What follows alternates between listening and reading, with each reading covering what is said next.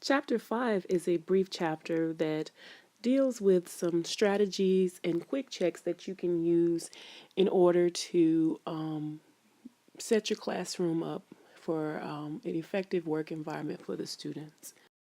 So, how can you create a dynamic and inviting science workspace?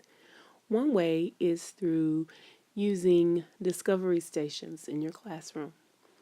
A discovery station is a well prepared learning center where students can go and engage in activities that encourage discovery learning. There are a wide range of materials in the discovery stations, and they're set up so that the students will be prompted or encouraged to interact independently. After interacting with the discovery station, the teacher will offer a series of strategically placed questions, challenge questions to probe their knowledge and to encourage further and deeper learning. You want your classroom to have life. You want it to be dynamic and inviting again. And depending upon what grade level and what the interests of yours and the students are, you can have different types of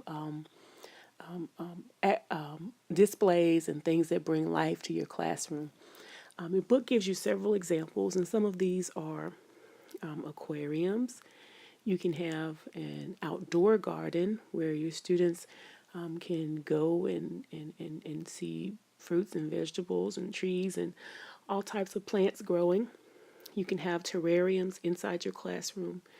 You can even have containers with live insects inside your classroom. That makes me just, the idea of that does not make me happy. But at a young age, students may not have had the preconceived notion that they should be afraid of insects like I got when I was younger. You can have small animals. You can have a hamster wheel. You can have all types of different live animals or mammals as permitted by your school. And you can have plants in the classroom. So not only do you have things that encourage the sight, seeing pretty things or things moving around, but you also want to have activities or displays that or stations that stimulate the other senses. You can use sounds in the classroom that are inspiring. You can find curious sounds on the internet that reflect different types of science principles or that put you in the mind of some type of science topic. Or you can make your own recordings. Okay.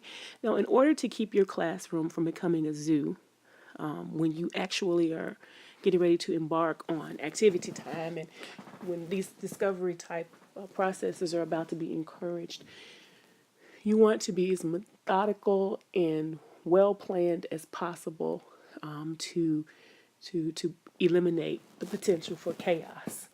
You want to be very careful about how you distribute the materials that your students are going to use in their activities. Depending upon what your setting is, you're going to devise your strategy based on that setting.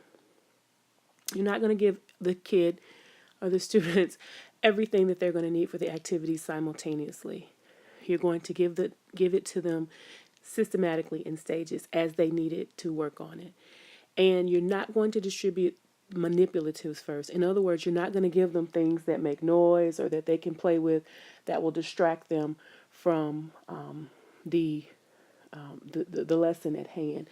So you have to be very strategic in this. You want to give them things that you want to distribute the materials in a way that will minimize the student's distraction. That's what I'm trying to say. Okay. So in order for discovery learning to take place, the students have to have workspace. And so the way that you design this workspace is a key component of how the students will learn. They will need to have an ample amount of space. It needs to have flat surfaces, and they need to be able to move around so that they can interact with the activity. So a good way to do this is tables and chairs rather than having desks. And that way the students are able to get up and walk around and move around more easily and actually interact a little bit more. Another way to do this is to consider using the outside walls, the periphery of the room. That way, as the students are walking around in a normal course of a class period, they're not disturbing the workstations. They're not having to walk through and bump anything or knock anything over. And so that way, if you use the periphery of the classroom, it can stay well organized and it can be used during the time when it is appropriate for the activity. Okay. Another very important aspect of eliminating or minimizing distraction is making sure that you provide clear directions to the students. If they know exactly what it is that they're supposed to do, then that minimizes their propensity to misbehave. If they have clear instructions and directions, do this, clear questions that they're supposed to be pondering at the time, then you have a less chaotic classroom. Okay. You want to make sure that if their directions involve something that they've never done before, that you show them how the procedure is going to go and how they're going to use the materials. And then you're going to work with them as they are doing the activity to make sure that you teach them the correct methods of using any equipment that is involved and the materials that they've been distributed. The most important thing is consistency. And I won't say the most important thing, but a very important component is consistency. And in consistency, if you develop a routine,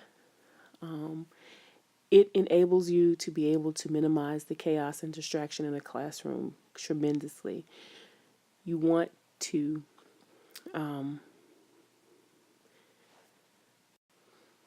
give them opportunities to practice. So one of the routines that you could do is to give students observation challenges on a regular basis.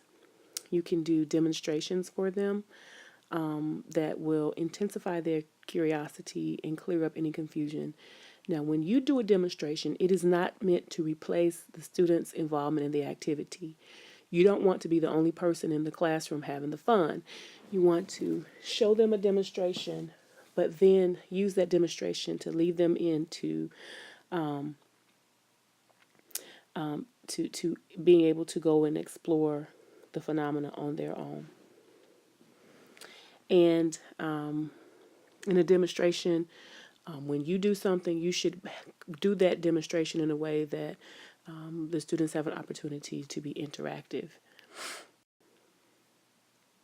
Okay, so in addition to all of these things, setting up a good environment for your classroom, making sure the students have ample workspace, doing all of the things that is necessary to minimize distraction and chaos, and creating a good routine and helping the students to interact through demonstrations.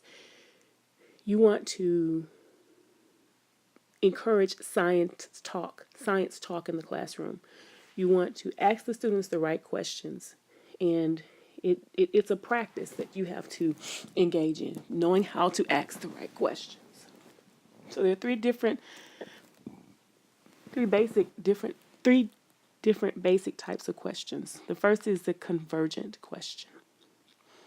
Convergent questions basically it draws back to the student's prior knowledge, their memory. So basically, how many legs does a bird have would be an example of a convergent question. A divergent question then asks the student to answer a question based on different alternatives. What are the different alternatives that can be answers to this question based on this scenario? And the last is evaluative questions. These questions draw on the student's ability to analyze the situation and make judgments. So you know, based on the evidence, what is it that you can infer, and what type of recommendation will you make? Evaluative questions. So, a good mix, a good teacher will have a mix of these three types of questions in the elementary classroom. When we ask our students questions, a lot of times we jump in there and we do not give them the time to think. We do not give them the ample time to process the question and to provide a good answer. So we need to think about how to allow more time. We need to implement a little bit more wait time and think time. It's called a wait time, think time strategy. Okay. Another way to encourage science talk for our students is to foster active listening. Okay, so active listening is the conscious effort to focus one's attention on what people say as they are saying it. So listen actively, consciously. Don't let your mind be distracted. And we want to teach the students at an early age how to be active listeners. So how do we do that? We can restructure the physical setting in our classroom to minimize distractions. We can have our students to tell them that you're asking them to listen for key science words. You can have them to create questions for the speaker as they're listening. You can have them to practice summarizing what the speaker has said. So these are all ways to encourage active listening.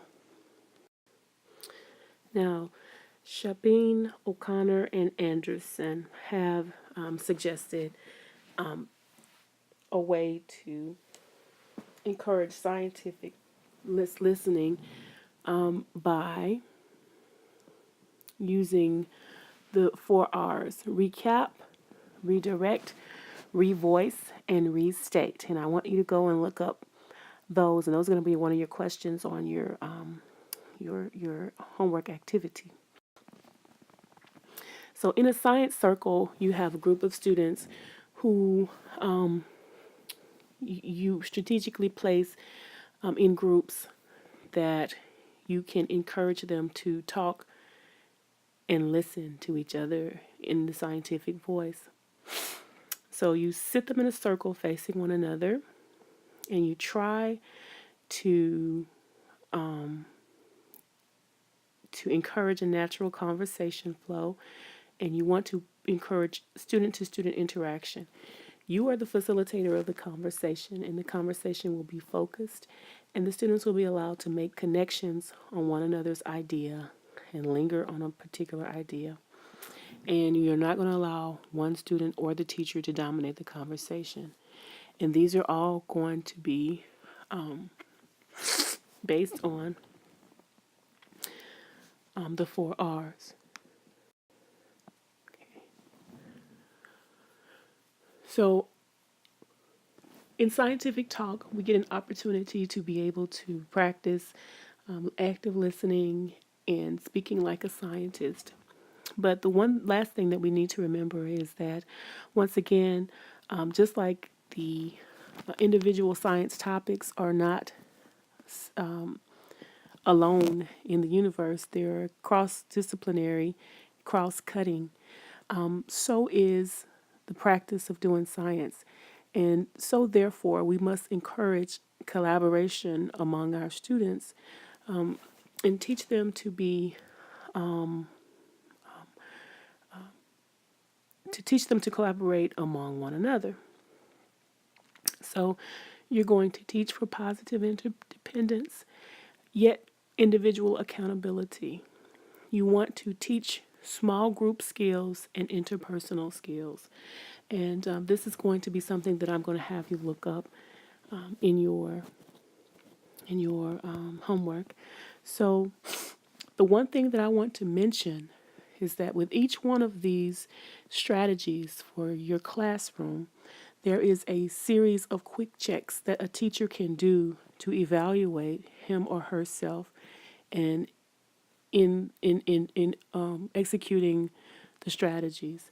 And these are all listed within chapter 5, and I encourage you to go and check those out. Each one of these actually is a very good resource that will help you to set up your workspace and to evaluate it to make sure that you're getting the most out of your environment and your classroom spaces. Okay, so the next chapter is going to be chapter 6. It's a pretty quick chapter as well, and I will see you there.